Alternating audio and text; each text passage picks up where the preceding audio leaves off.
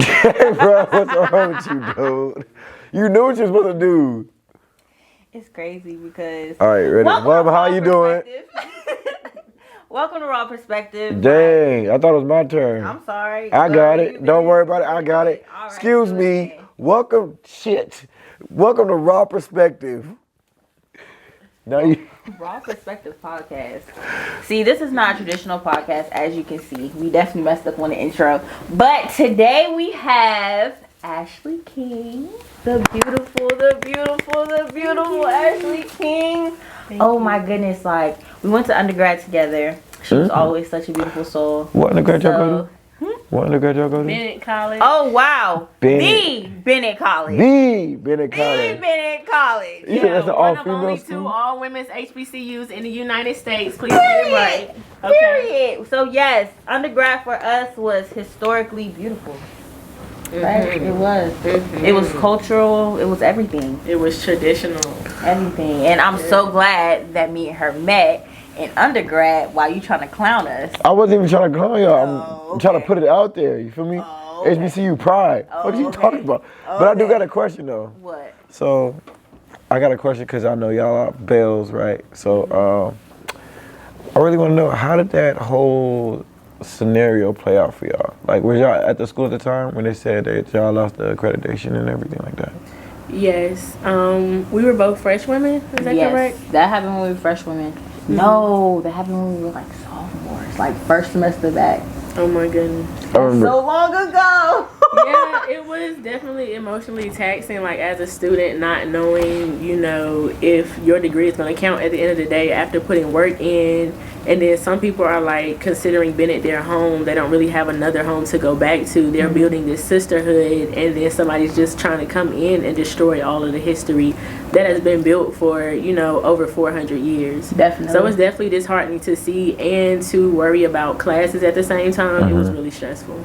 So, like, with dealing with all that, I just want to know, like, for like Bennett, like, saying it right? Yes, All right, so it's Bennett. not Benedict, okay. Bennett. So for It's Bennett, okay, so for Bennett, so like, when y'all was going through that time, was y'all like still going through classes? Like, how did that whole ordeal work, if I may ask? I remember around that time, we were all still going like to classes, and we would just always end up talking about it. We would just be like, well, we just got done with class, but we don't know if it's going to count, or we just got done with class, or like, I don't want to go home. She said, some people really made Bennett their home. So it's just like, I don't want to go home, or like, I really like it here, or like, I really want to finish here. So those were a lot of topics, but we were still going to class, still doing everything that we were doing, and just kind of waiting for the news.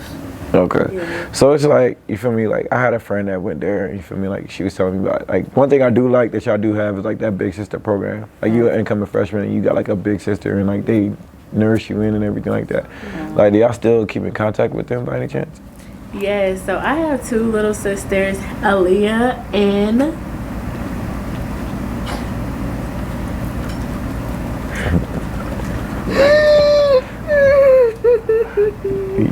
I'm sorry, y'all. I'm really having a brain fart right now. I cannot remember her. Just know she loves you.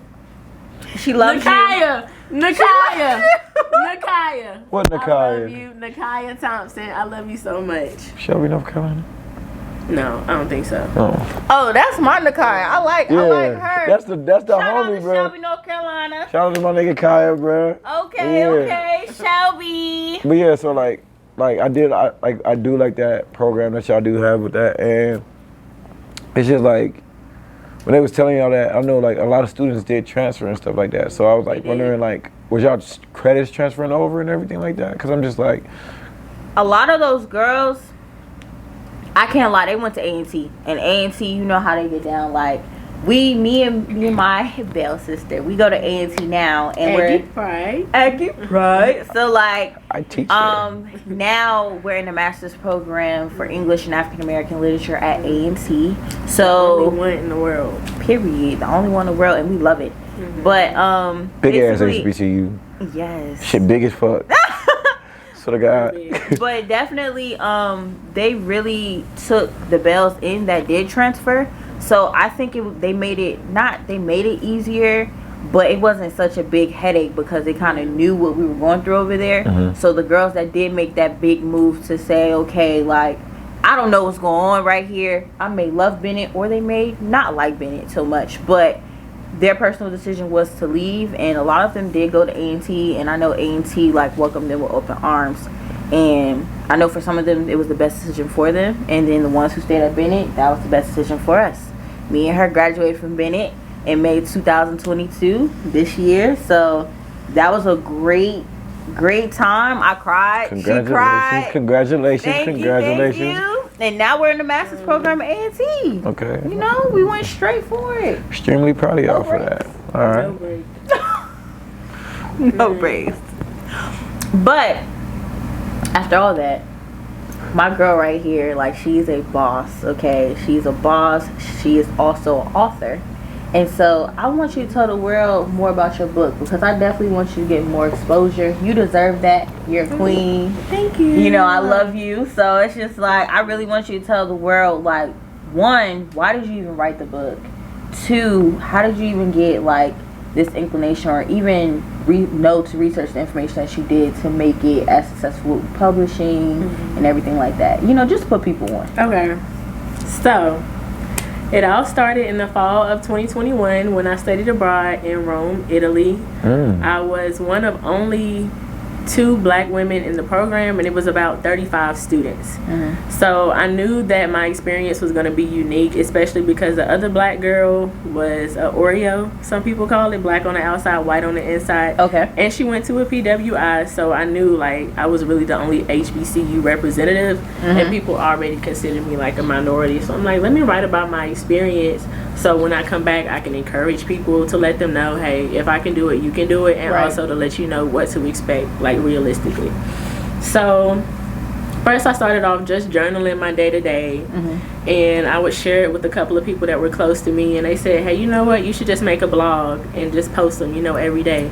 And I was like, well, that's nothing, you know, a little copy paste. So I made a blog, which is called Ashley in Italy. It's on Wix site, talking about my experience, the things that I went through studying abroad. And when I got back, I posted an Instagram picture, and President Walsh, hey President Walsh, Bennett College. She loves a good repost of a Bennett Bell. So she reposted one of my pictures in Italy, and the caption was like, this picture would be perfect in maybe a children's book or something. And I'm like, that ain't nothing. Let me see. Let me do a little research.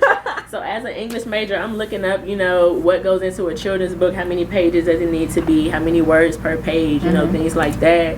And then they was like, oh, you can self-publish. And I said, hey, I'm an independent woman. I like doing things on my own. So it was January of this year. I started writing the book, and by March, I had it published electronically. And by the end of March, I had the paper copies. Okay. So where can you find your book at? You can find the book on Amazon, and I also sell paper copies if you're in the Greensboro area. But the name of the book is Look, Ashley's in Italy, and it talks about my experience as a black woman studying abroad, and it also includes other HBCUs such as A&T and Winston-Salem, just encouraging people from HBCUs to study abroad. I love that. Y'all, look, see, that's what bells do.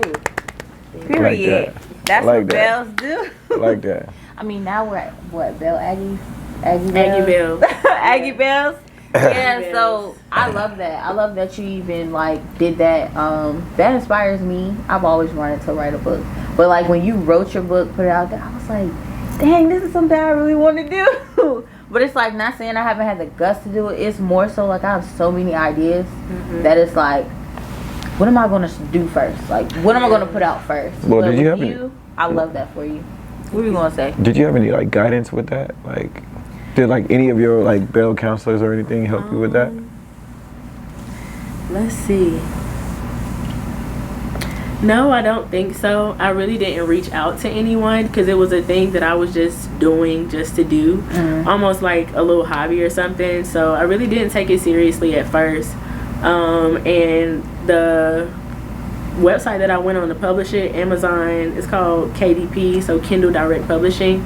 You just upload your manuscript, which is what you wrote for the book, you upload it, and they format it for you. You can see your preview and order your copies. So it's pretty straightforward. And I kind of wanted it to be a surprise to my professors. So one day I just walked up to my professor and I'm like, hey, this is my book. You want to buy it? Mm-hmm. And they were so shocked. I don't know if I mentioned, but the president of the college also wrote the foreword for the book. So it's definitely something that I hold near and dear to my heart. As you should. I love that. Oh my God. I can fucking cry right now. Exactly. You're so inspiring. And it's like, that's what this podcast is all about. It's what it's all. Not you about to cry. He's a goofball. But with that all fucked that me up. being said, That fucked me up. I bet it did. You gonna get one for your son? Yeah, I definitely told you I was gonna cop that. But yeah, I'll definitely get that for him. I think he will like that. Yeah, that little nigga gonna read. Okay. For real. I think he will Fuck like with that. him. Let's transition, y'all. Just a little transition. So where we going? With this old man. Let's just be honest. Damn. My bro, he an old man. How old are you? I'm 27. Okay, I'm 22. I'm 22 as well. That's crazy. He knocking on 30, isn't he? Just knocking on it. Whoa. Just knocking on the door. It's okay. Getting the fist ready. It's okay. But black doesn't crack though. Shit, yeah, it do. Nigga, I wake up every morning. Knees cracking, everything cracking. That's your problem. You need to do something about that. You can do some yoga, stretching. Stretching. I do stretch. Protein shakes. I take protein shakes. I work out every day. I mean, look, I don't know what to tell you. But let's transition just a little bit. Okay. So right now, as a woman, black woman in a master's program at a prestigious HBCU, one of the well-known HBCUs that we hold near and dear to our heart. How's dating for you right now? You don't have to say too much. So, let's not get too personal. But is it good? Is it like rejuvenated? Like, what's going on? No, it's not rejuvenated. So in a master's program, you already have a lot of stress. I would definitely say it's nothing like I imagined. Comparing it to undergraduate, right. I was not expecting it. And it felt like I just ran into it. There was no real introduction. So we've had that personal conversation. I feel the same way. Yeah. It was definitely stressful. Also having to maintain a certain GPA because I've been blessed with the Will and Hall Fellowship that covers my tuition, but I have to keep a certain GPA. Right. So just looking at the word, comparing it to what I was used to be doing, and then not really being sure if this was the path for me, it was already stressful. So I feel like when I added dating onto my plate, that was something that I could manipulate. That was something that I could say, hey, I want this for myself and I'm going to make it how I want it. Right. So I would say it was, a little bit more convenient for me. But maybe not the best choice in the moment. Okay. But it has worked out. Yes, it's working out. Let's say that. It's working out. I love that for you. For me, we're in the same master's program. Non-existent. Next. What's going on with you, my boy? What's going on with you? Because mine is really non-existent. Like, I'm not gonna lie to y'all. Like, coming into the program, like you said, it was a big transition. I wasn't really expecting too much, like I was like, ooh, it's gonna be like this, it's gonna be like that. But then when I got into it, like you said, it's rude awakening. It's like you really have to be on your toes all the time. Not saying that we both weren't, but I'm saying like it's just a different lane. And so with that being said, not saying I haven't gone on dates, but me actually dating someone and really liking them and really getting to know them and it going smooth. That's really non-existent. Like it's really non-existent. So it's like I say smooth because sometimes when you're dating someone, it's wild. So yeah, dating for me is really non-existent right now. Like I can't even capture y'all. Like it's clipped. It's done for right now until the right one comes along. But to be real, on like so many different levels, I think me and Ashley, we want to know about you, 27-year-old. Like, what does dating look like for you right now? What is it looking like? I would say I'm a private person. So, like, whatever I got going on, don't nobody really know what I got going on. As they shouldn't. But like, you feel me? That's just how I perceive it. Cause you want to know something?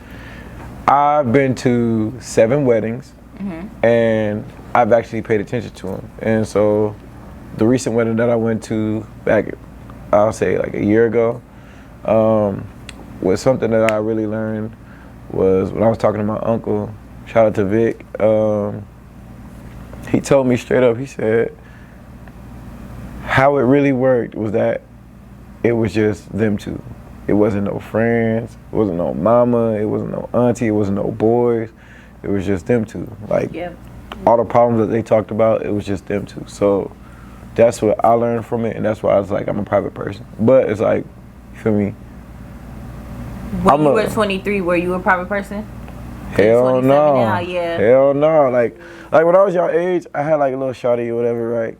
Feel me? She was just like, post me up. I'm just like, why you so in a rush to post? And it's just like, I noticed that the generation that we live in, we are very envious of others. Right. So it's like when they see famous people like A$AP Rocky, Rihanna, Jay-Z, Beyonce, back when Kanye and what's her face was together. Amber Rose? Nah. Amber Rose or Kim? To hell with Kim. But look, straight up, G. To hell with that. But it's just like, you feel me? It's like when they was just seeing posters and stuff like that, like, oh, why can't we be like this? Right. Why do we have to be like that? Why can't we just be me and you? And then when shit get going, like the way that I believe in, like, you feel me? Like, I grew up and I got a blueprint about how relationships can go and how it should go. Right. So it's just like, you feel me?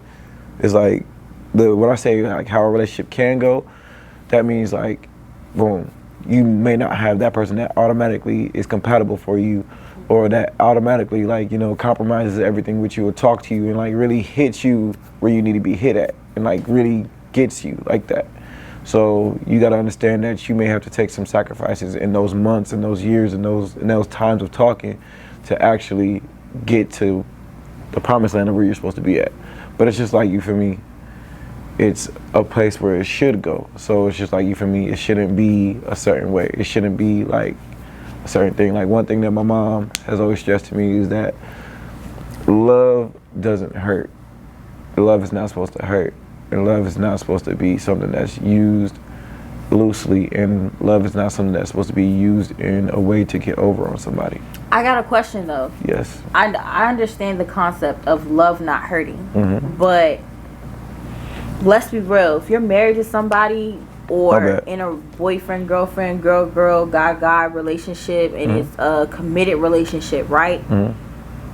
You say love doesn't hurt, but sometimes that person can have like their off days, and that can hurt your feelings.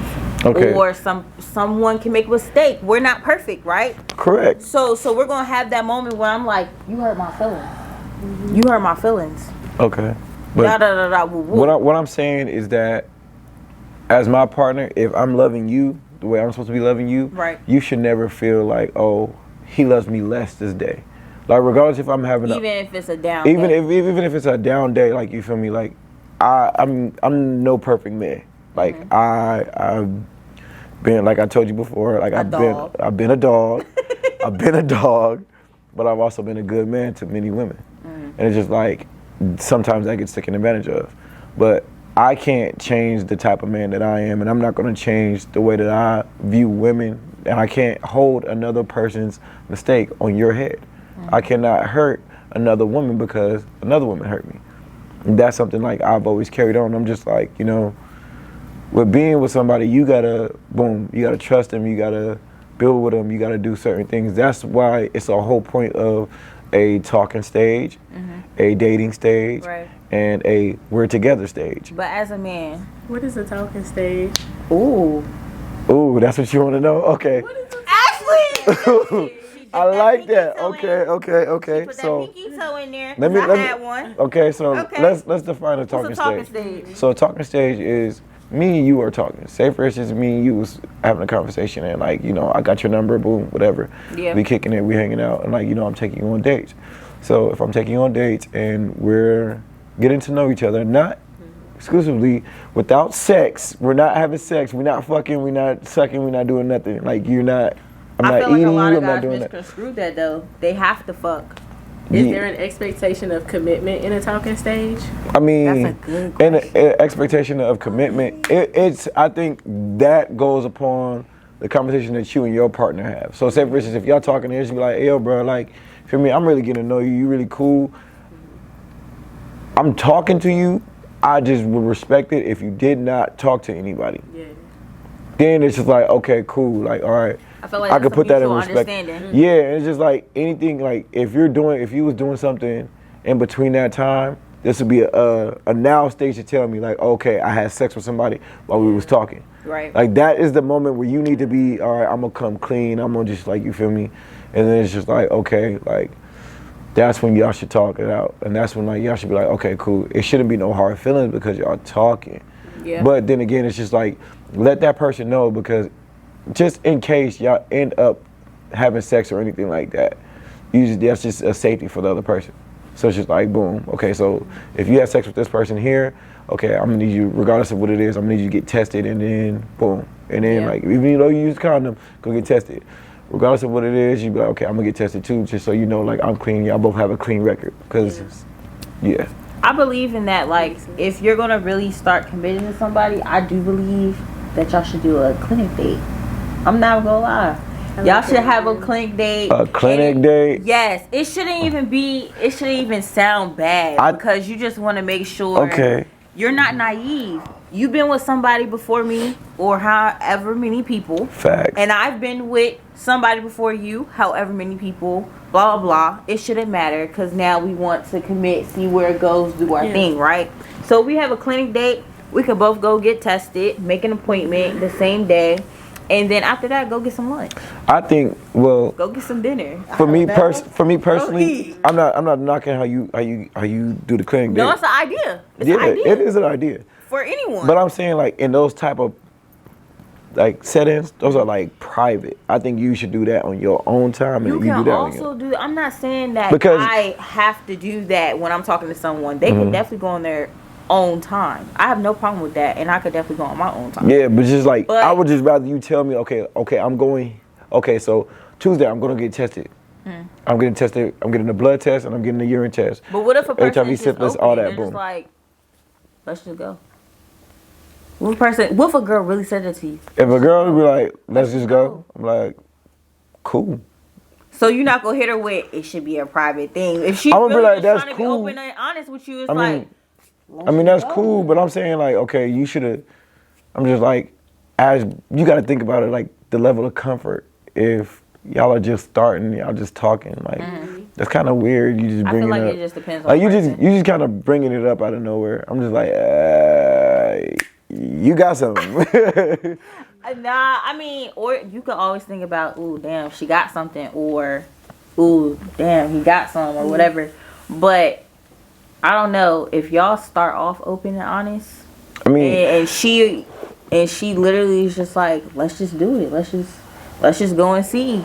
I understand. I'm not that's naive. cool. That you were with that's somebody, and I'm not. I was with someone. Yeah, I mean, like I'm not knocking it. You feel me? Like to each his own. But I'm just saying, like you feel me? Like you're just. I think, like you feel me? It's a privacy level when it comes to that. Like, yeah.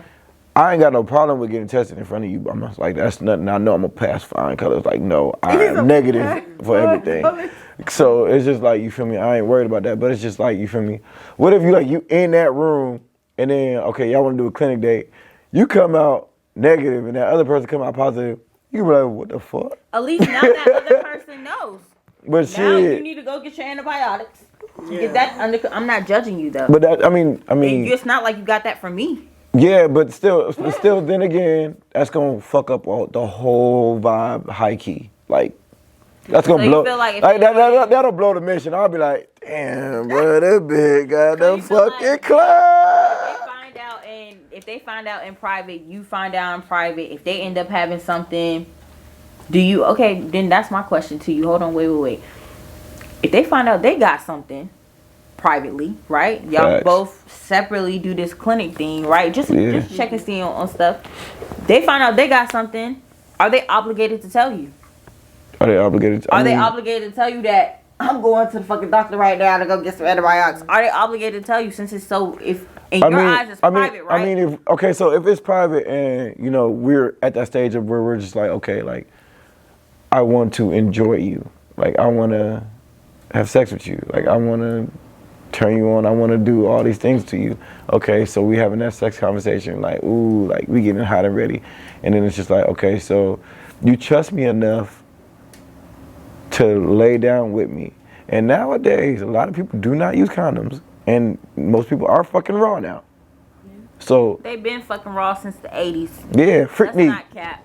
Bang, bang, bang, bang, bang. They've been fucking But raw anyway, since the 80s. but yeah, but I'm saying, like, you feel me? If we, I mean, like, if you got enough trust in me to lay down with me and fuck, knowing the consequences of fucking, possibly having a baby, possibly catching something, possibly all of that stuff, you should have enough trust to tell me that you need to go get antibiotics.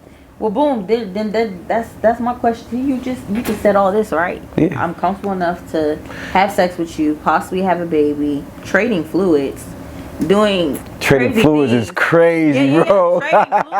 Trading fluids. But I'm saying, like, hearing that from your mouth, bro, like hearing that from like your brother or sister saying that fluid is you're crazy. my whole bro. Like, I'm gonna keep it raw. It's raw perspective, right? True. So with that being said, let's not even cap, right? With us trading fluids, but you don't want to go on a clinic date with me? I mean, shit. I'm devil's advocate right now. But I said, but we're gonna be trading spit in like the next week. But you don't wanna.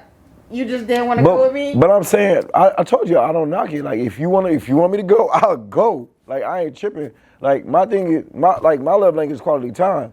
So whatever you want to do, we can go do. We just hold hands in the waiting room. Like, we just hold hands in the waiting room. Like, fuck, Mr. Jones. Yep, I'm ready to go, Bucko. Like, yes, yeah. Like, I ain't tripping. Like, you feel me? Like I said, like, my love language is quality time. But it's just like, you feel me? I'm the type of nigga that I don't really be trying to give out my time, because if I give you my time, that means I really like you. I really like you. Time is something that you can never get back. And it's just like, you feel me? If I invested my time with you and I invested months on months and months, and like I'll be telling you, like, bro, like, I be investing, and then it's just like one bad thing, and then it's just like, I don't know what it is. It's just like, we go do one bad thing, and then it's like, that whole time we invested, like, if I invested more than 3 months in you, it's like, okay, like, I'm really fucking with you. Like, after, I'll tell you straight up, like, if I meet a girl on the street, right? After a week of having a conversation with her, I'm gonna be like, yeah, this is not gonna be it. It was like, it's not gonna be it. And I'm telling you, 95% of the time, it's not it. And it's like, I literally sit there and I do not reply. But when it is, he's lover boy. And like when it is something like serious, like when shit gets serious for real, like I'm like, okay, yeah, like, all right, boom, like I hear Z, hey, bro, like I really like her. Shit, this nigga here, pressure, okay. She pressure, sis. She pressure. She pressure, like real shit. She like, okay, cool. Like, what do you like about her? Shit, her favorite color blue, cuz. like you feel me? Like, her favorite color blue. Everything, like, you feel me? Like, we have a conversation about like certain shit, and it's just like, I'll let her know, like, hey, yo, I met somebody that's cool. Like, you feel me? Like, I gotta fill you out for like a week, but then, cause it's just like, you feel me? In that week, I got like a whole system. Like, that whole system, like, I'm gonna ask you some questions that you ain't never been asked before. Like, I got a question for you right now. What defines you as a woman? My sexuality. Your sexuality? Okay. What about it? Elaborate on my that. My openness in it, my willingness. Oh, fucked you up, look. My willingness to allow it to help me develop as a woman, Mm-hmm. to embrace it when other people say I should hide it away or keep it for a man, not for me to explore. So just claiming my own sexuality, I think, makes me a woman. I fucks with that answer. I really do, my nigga. I really fucks with that answer. Look, you flash your ear, right? But you feel me, like certain shit like that, like, they be like, damn, I ain't never been asked that question. Yeah, cause niggas be like, damn, baby, like, what's your favorite color? Great. You ready to fuck? Like what? No, Like, I like when they do this at the club, or not even at the club, when you just out. I've had this cat call to me while pumping gas. Maybe I should have never been out at 9 o'clock at night pumping gas. Why this man say to me, "Damn, baby, you look good. I put a baby in you right now." damn. You think that's cute to say? You couldn't say, "Hey, how you doing? What's your name? Do you need any help pumping your gas?" You're gonna say you wanna impregnate me? Shit, That's what you wanna do. If I see Corey, Off bat. hold on. If I see Corey Ray, it takes the right words. If I see Corey Ray and goddamn I thought it was Lauren Cola London, Ray. Corla Ray, whatever her name is, Corla You Ray, can't them mess up your yeeks honey be boo boo going. name. That's all I say. And Lauren London. Lauren London? Lauren London, a legend. Boy, I tell her, hey, bro, real shit. Mama's, whatever you need me to do, whatever you need me to do. She's forever with Nip. So no one's touching her. Facts. No one's touching her. Ever again. In life. You can hope. You can pray. It's not happening. I've been there where I lost somebody important to me like that, so. That's understandable, right? Yeah. So you can understand why. I understand she probably it. won't ever let another man touch her. She said, but I wouldn't say that though, and because she's gonna live her life and her purpose. she's gonna do all that. God wants her to be. But in reality, if I am Nip or anybody like that, if I am gone and passed away, and you are still the woman that you are, I would want you to be happy and to find. I will always love you, but I want you to go out and find somebody that can actually make you happy as well as I did, or even better. Right. I would want you to have love, and I would want you to have a family and everything that you're supposed to have. You will always be a part of me forever and ever, but still, I would want you to carry on and do what you got to do. I got a question, like just coming from that. Ooh. Mental health. So concerning mental health in past relationships, mental health in past friendships, mental health with deaths in the family, death of friends, death of lovers, or any of the sort. Mental health when it comes to depression, anxiety, self-worth, how you look at yourself, like what does that look like for the both of y'all? And then I'll answer. Ooh. You want to go first? Whatever avenue y'all want to touch. I don't even know where to start. You don't even know where to start. You want me to give you a minute, or I can hit it off bat. Let's just hear what you. Yeah. I wanna hear that. So where you want to start at? Because I've been on the end of each one, to be honest with you. Okay, well, let me hit you with something. Mental health as a man. Like, I feel like mental health as a man is really not talked about a lot. Two, on top of that, y'all hold a lot of stuff in. It's like when y'all have y'all significant other, whether y'all are gay, straight, in between, bisexual, y'all might not want to tell y'all lovers. Y'all might not want to tell your sister. You might not want to tell your brother. You might just be sitting here in all this pain. Like, why do y'all hold that in when some people are really there? Or, okay, so you know. Okay, so I can't speak for everybody. Speak for Xavier. But for me, I can share a little bit. So 2018, I got real low.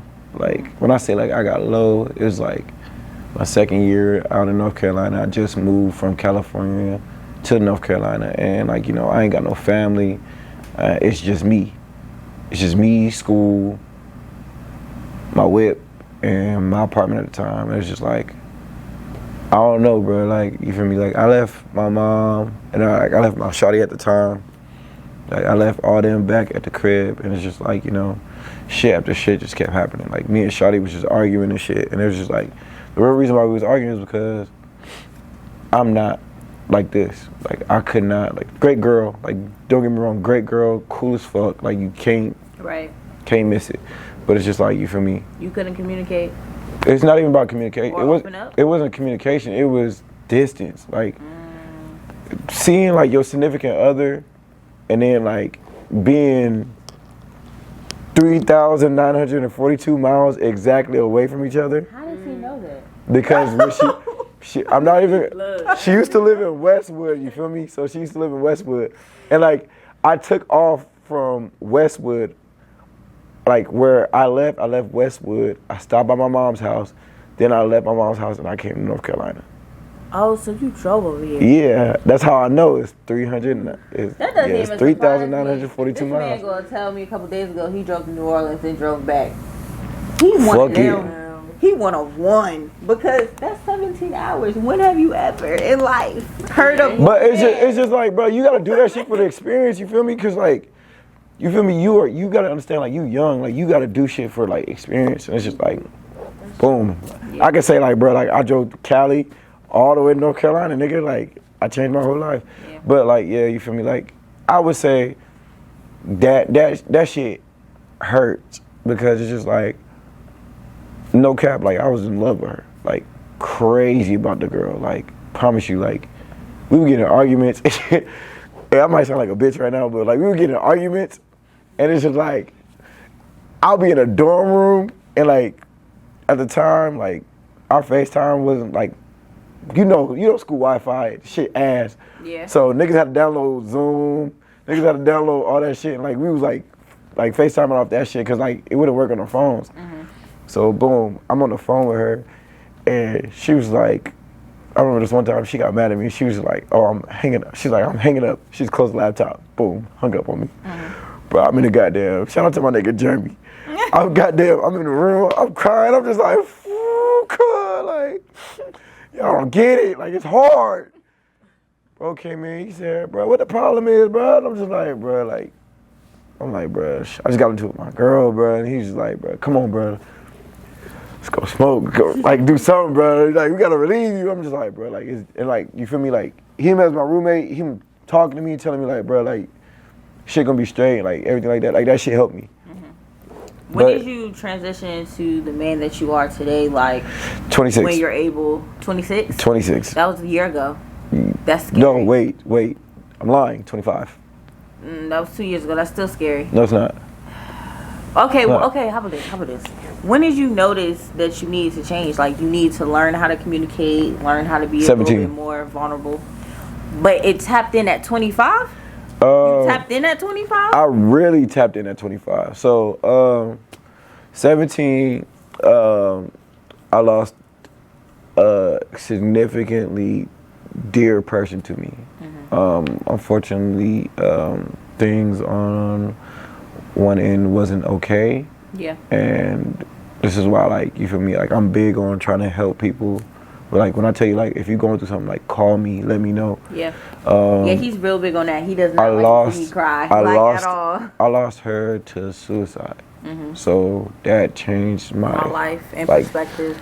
Like, I want to say that's when, like, I first really witnessed depression. Ooh. And like, I was just like hurt. Like, I was just like, you feel me? Like, I've lost family members. And it's just like, I know that type of hurt, but it's just like when you lose somebody like that, and it's just like, you feel me? Like, it's kind of hard for me because, like, you know, I missed it by a call. And it's just like, I'm in class, I missed it by a call. Mm-hmm. And then, like, you going on the internet, going on Facebook, saying, like, somebody you love to death is, like, gone. Like, you can't get that person back. Like, that shit hurt. Like, like, that shit, like, really hit home.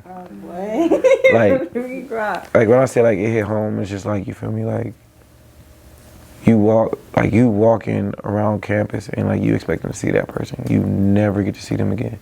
Right. Then it's just like her wake and everything.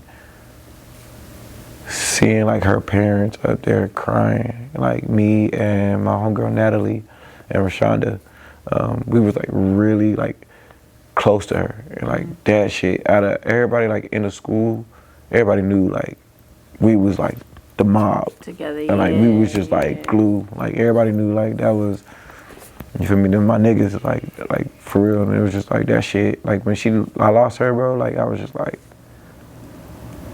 in my heart, I'm just like, I could never love somebody again. Mm-hmm. I could never love anybody like the way I love that girl. Right. And it's like that did something to me, and it's just like it created like a dark spore in me, and I was just like, I don't know what to do. And it's just like for years and years and years and years, I was just like, I don't know what to do. It's just like every time, like say first I get in a relationship, like it would just always feel like I'm with that person. It's just like I kept trying to seek her within every woman that I wanted to be with. I tried to seek everything in a woman that I wanted to be with, and it was just her. And like I really got hurt off that. Like that kind of like really fucked me up. And then it's crazy. You feel me? Like I told you, 2018. I was telling you, like I've been on the end of where I messed the relationship up and everything like that. So in 2018, I did mess that relationship up, and the reason how I messed that relationship up is because I saw a lot of her in her, and then like I had to understand that she's not her. Yeah. And I did do the wrong thing, and it's just like, you know, and I do sincerely apologize for hurting that woman. Yes, I apologize to me. That is an upstanding black man. Like you feel me? Like and we stand. And it's like, you feel me? Like that shit. Like to this day, like I say, like I do, like on the death anniversaries and stuff like that. Like I do still cry, and like I still like hurt off of that. But like real shit, like I ain't never ever like really got that type of feeling that I got from that girl. Yeah. And it's just like, you feel me? That's something that I feel like I'll feel a spark of it, and it's just like I feel like I that feel like feeling it's a for home. you should be sacred. Like, don't from now on, like, yeah, don't even try to. Yeah, it's just, but see, it's just that sacred feeling that's just for her. But yeah, but see, it's just like, like, she see, like when I was like 25, like I'm like at 25, I was with the mother of my child. So it's just like, you know, she gave me that full spark, and I'm just like, oh shit, like I'm telling my mama, like, Mama, I want to marry this girl, like he went to his mama, y'all. Like I want to marry this girl, like she great, boom, everything, and then we had a falling out. I'm not gonna go too deep into that, but you don't have to. That's y'all personal business. Yeah, we had a falling out, and then shit went the way it went, and it's like, you know, I kind of like, I want to say like I got really hurt, and then it's just like I got really depressed. And when I got really depressed, because it's just like, you know, I've been in North Carolina from 2017 all the way up to now. It's like 5 to 6 years. Right. So it's just like, you know, just being by yourself. And I don't go home often. Like I don't go home often because it's like, if I go home, I'll really say fuck everything and stay at home. Yeah. Like I would leave the car, I forgot who said it. Sometimes it's better to leave out of your hometown, leave out of your home state to survive and to be successful, and to tap into yourself. So yeah, so that's something like I had to really do, because like I would tell you probably like y'all age, I wasn't okay with just being by myself. You had to have somebody. Like I had to have somebody. Like I was just like, bro, like I could not be by myself. And it was just like, you feel me? When I had my girl at the time, I'm just like, bro, like you got to stay on the phone with me like 24/9. Like, 24/9. I understand you got a job, but baby, you got hair and you got some AirPods. Make it work. Real shit. It's just like, you gotta talk to me. Like you gotta constantly talk to me, because like where I was at mentally, I didn't have like where I struggle at as a man. I can't say this. I'm good all around, everywhere. Like, you know, physically, all the other shit that you need me to do. Like I could get up and do something every day. I could get up, go to work. But where I crash out at, and where I could say I fucking suck at, is my mental. Like I had to really work on my mental. So you really just tapped into anything, because at that point it's like I didn't really tell my dad too much, because I'm like, you're the only parent that I got left. You're the only person that I have left. Me and you might not have the best relationship, but I'm not trying to tell you something that's going on with me, then you get mad, you go out here, and then like I'm parentless. I feel like my family would have took me and my baby sister in, but that was our last living parent. And so going through that at 10, then going, coming to 13, going to sexual assault, then going through my teenage years, and then getting sexually assaulted again as an adult. It was a whole different feeling. It was like I'm an adult, like I feel like I have no control, and I've been in control for like a couple years now. So it's like, what the fuck is happening? You know what I'm saying?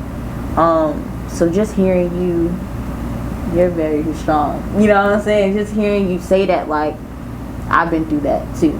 We might have had it happen at different times in different ways, but sexual assault, no means no.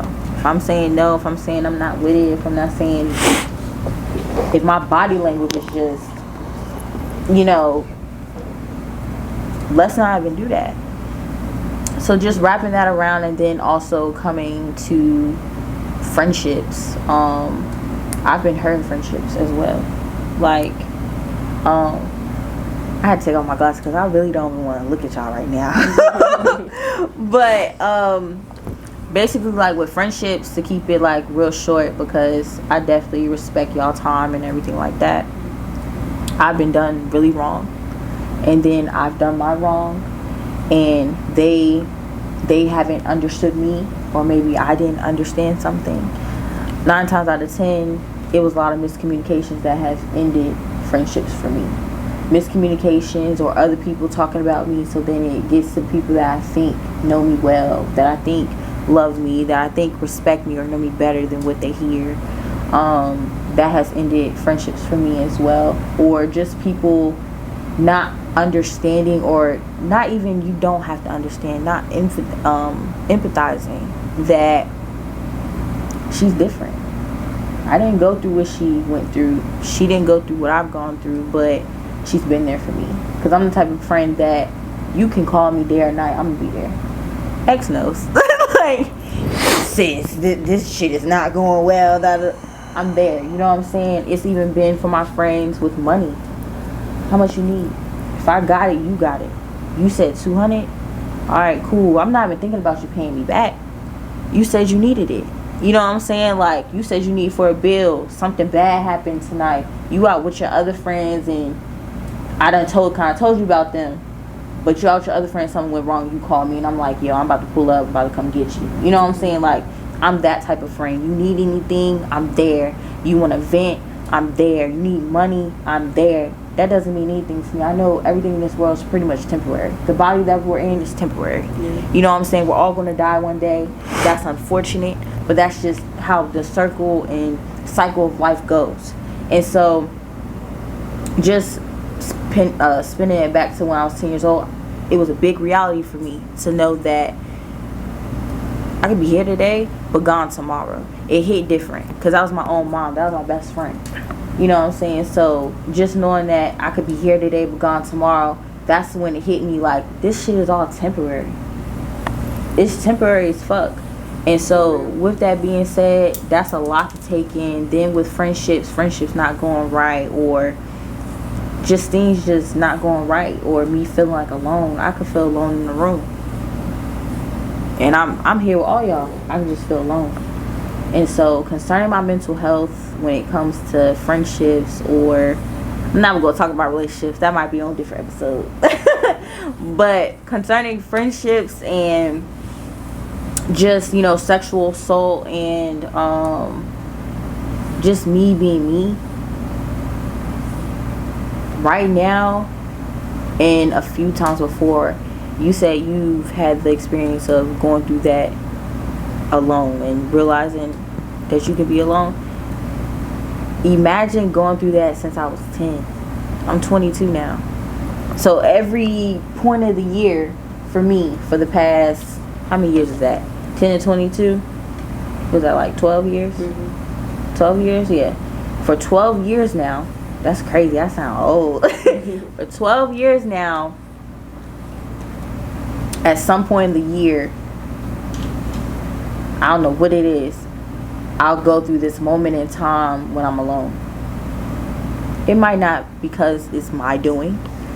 It might just be because it is what it is. You know what I'm saying? But at one point in time, like, I'll go through that period, those couple months, those 3 months, those 2 months of being alone. But now, as I'm 22, and last year when it happened to me at 21, I took it as, this is where I'm recuperating. This is where I'm recharging. The people that I'm thinking my friends, it's going to show. It's going to show in this time if they're going to check on me. It's going to show in this time if they're going to take the time to be there for me as I have been there for them when they've gone through their, different dark spells and everything like that. And during that alone time, during that little woosah I always end up having, for 12 years now, people fall off or people stick with me. And I've noticed that. I don't know why it keeps happening in my life and why that happens to me, but personally for these past 12 years and the stuff that I've been through a lot, but those are a couple little things about me. I have those 2-3 months where it's that period of seeing who's going to really fall off and who's really going to stick. And so during those times as well, with people falling off and people sticking, I journal.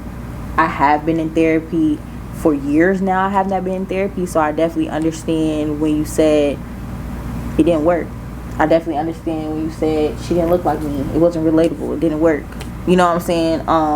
This is my therapy. Yeah, this is my therapy. This is really my therapy. Yeah, like when that's what it's starting to feel like. When we be having like our conversation, be like, yeah, bro, like this is therapy. This is like when I get like people like her and like everything like that, it's like that's my therapy. Like I can that eases my soul for the time being. Like I'm okay. It's a release. So like with me, like he just pointed out, I had to find people that I could talk to. I had to find people that are relatable. And on top of that, I had to really tap into me. Like some more, like X said, it's not just me all the time. There's sometimes in friendships, because I'm going to pinpoint friendships, there's sometimes in friendships where I was like, it gotta be me. They falling off the way they are, it gotta be me. Come to find out months later, they were going through their own stuff, pushing it off on me, but they were going through their own thing, didn't know how to communicate, didn't know how to just say, I don't know what's happening. Z, I need your help. Or Z, hey, can we just talk about this? I don't even know what to even say. You know what I'm saying? I'm really hard on myself when it comes to friendships because I'm a big lover. I see people for who they are, whether they're struggling, whether they're high up doing a thing, on top of the world. Like, you could be low, I'ma still see you. You could be mid, I can still see you. Be high on your stuff, on top of everything, I'ma still see you. And I'm very transparent. So I don't know, for these past 12 years, I've literally pinpointed that at some point of the year, it's me against the world. I'ma see who's sticking, I'ma see who's not. I'ma also reevaluate myself. So if I know I done been fucking up this year, let me nip that in the bud. It's done. I'm not doing that no more. I've been messing up long enough. If I see, okay, I'm doing really good here, but I need to be more consistent, I'm reevaluating that. Okay, let me step up my game. I said I wanted to work out this year. I'm at the point this month, I'm reevaluating it. December 1st come, I'm in the gym. You feel me? I'm holding myself accountable. Like, it's just stuff like that. Like, we doing that. You know what I'm saying? Like, I'm saying to myself, I told you, if you let really me be more consistent. If you let really want to do this, let's do it. Look, my gym free. You feel me? So we can just go in there. I'm just saying. But I'm just saying, like I said, for these past 12 years, it's always those 2-3 months for me when people fall off, when people stick. It's always that reevaluation of, Zamora, you gotta get consistent, or you gonna drop that. Let's just drop it because that's not giving me nothing. That's not benefiting me. Drop that man. Drop that vice, do whatever I need to do to get that off me. You know what I'm saying? Or, hey, let's become consistent with something. Mm-hmm. This is something that you love to do. This is something that you want to do. This is something that fuels you. This is something that feeds you. This is something that benefits you. So let me get more consistent with that. Let me be a better person with that. Right now, I do feel like I'm back in my 2 to 3 months of seeing who's falling off and who's sticking. So like right now, concerning working out, I'm trying to hold myself more accountable. I'm just gonna keep it real.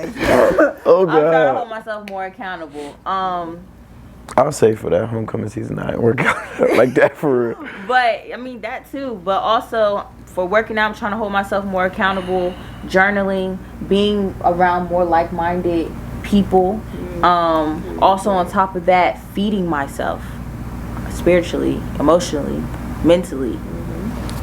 Sexually, for me right now, I'm celibate. I'm just gonna say that. That's not. I ain't had no sex. I had no sex. You got it. Exactly. But that's okay. Cause I'm doing so much right now, and I'm so proud of myself, and I'm really tapping into Zamora at 22. Zamora at 22. Zamora's about to be 23. You know what I'm saying? What's this next chapter going to bring? Let me pre-prepare for year 23 of my life. You know what I'm saying? You can only go up. The only way you're going down is if you just let yourself sink with an anchor.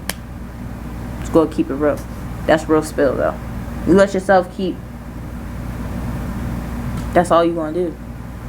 It's okay to have down moments. It's okay to have down weeks. It's okay to have, down hours. But always know that you're amazing. Always know that you're worth more than your situation. You're bigger than your situation. And you can feel the lowest of the lowest. I've been suicidal. I really could have taken myself out of here like about twice. And it didn't work. That second time when I tried, I'm so serious. I was like, God, so you didn't let me be successful this time. Like, I'm goofy. Even though I'm saying it like in a goofy way, you didn't let me be successful this time. So serious, though. You didn't let me be successful this time, God. So what are you trying to say? I'm telling you that I need to be here? It's different because when you hear, like, when you pray, and, like, then, like, if you ever go to church, like, after, like, you had, like, a tough moment, that preacher or something is going to say something, and in your heart, you hit me right on point. That shit hit your heart. You God. Not even that. I've had it where I was so freaking low, and a stranger came to me and said something. I was like, "Yo, like you don't even know me." I feel like the actions of God comes through different people at different moments of time, and it can be something that you don't even expect. Mind you, I grew up in church. I'm now grown up. I grew up in church. Now that I'm grown and have all my own, I can honestly say I don't go as much as I should. Right. But church is within me. I have my own personal relationship with God. I pray, do my own thing with my Father. You know what I'm saying? With that being said, I see the world in a whole different raw perspective. God works in mysterious ways. Like I said, I've had strangers come up to me after a rough night of crying and praying and trying to figure out what's wrong with me or what's going on, or maybe I'm talking about a situation to God, and a person will come literally and touch me and say, this is that, this. And I'm like, yo, how did you know that? Like, I don't know you. I don't know you. But you spoke to me because I needed to hear that. So God works in mysterious ways, and I've seen it. Not just those situations, but I've seen a lot of situations that has happened to me and happened for other people. So concerning mental health, to bring it all around, because we're all long spoken. I take it one day at a time. I'm what you call a high functioning depressive. High functioning. You'll never know how I feel unless I start talking. But you gotta pay attention because I'm real subtle. You know what I'm saying? So I'm very high functioning, and because I know I'm high functioning, I deal with anxiety. Every day, I have to be very much so intentional, or I'm gonna be right here. If I'm not intentional, I'm gonna be right here. I don't like being right there. But so because I know that about myself, it's an everyday walk of I'm gonna go to work, even if I don't have a good day. I'm thankful to be alive. Okay, I'm gonna do the podcast today. I'm gonna write it out. We're gonna do this. I'm gonna talk to bro. All right, cool. I'm thankful for being alive. On top of that, I had a great day today. I'm so thankful. Still thankful to be alive. Let me just decompress. Maybe watch a Christmas movie.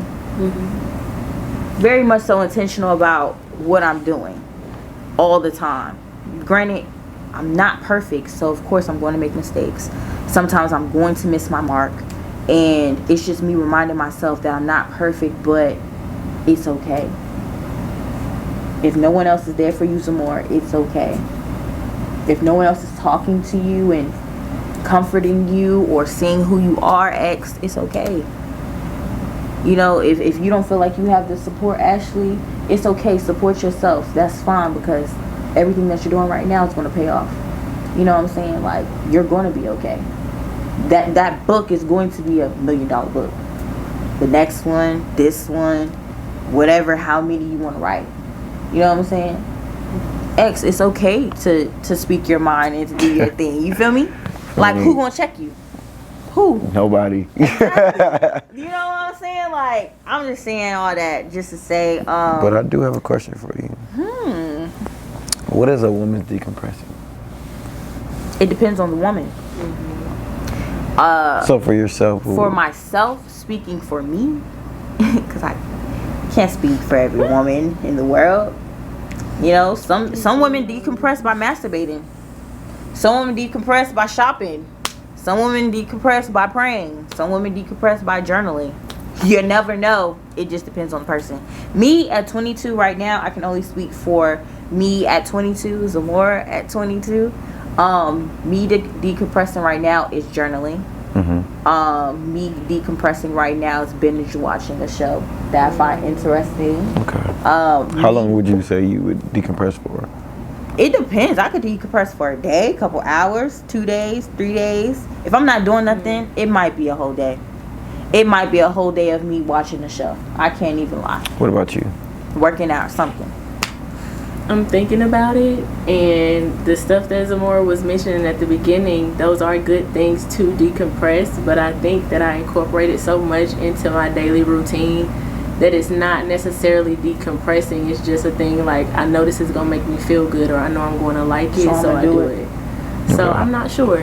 Okay. That's smart, though. I'm going to take that at my 22. Maybe I could transition into my 23 with that. Just put in your daily routine. That's smart. So you don't have to think about it. I already know I'm going to do this so that I'm okay. That's smart. I like that. But that's raw perspective, guys. I can't lie. We're going to be here all night messing around with all this raw perspective questions. Yeah. Like, you already got a little too much out of me. That's exactly. You good. Too Y'all know a much. little too much already. But with all that being said, this is raw perspective. It's late, isn't it? It's 11:22. That's crazy. I got work in the morning. Ashley, let the people know where they could tap in with you, where they could, again, remind them where they could get your book, all that. So my Instagram is _Ashley the Aries, which is also my TikTok. You can find my book at Amazon.com. It's called Italy. I am the author and illustrator. My name is Ashley King. There's a link in my Instagram bio that has a link to my journal, my recent interview that I've done with Canvas Rebel, as well as other information. All right. Also, shout out your city. Where you from? 25, Rocky Mount, North Carolina. 25. All right, X. All right. What you want people to know? Yeah. I ain't gave y'all a little too much, man. Y'all get it in the next video, though. The next video? They'll get the next video. At least the Instagram ad. They got the Instagram at Hobby World 6, XAVI World 6. Same thing as the TikTok. Same, well, Instagram, TikTok, Twitter, same shit. Hit me up. Yes, sir. Ski. All right. Damn, Zamora. You not gonna give it? You just made me give out my shit, and you fuck that. Okay. Zamora, Azaria. But guess what, y'all? I know y'all love me. I love y'all. But my Instagram at is _Azaria _3 So _AZARIAH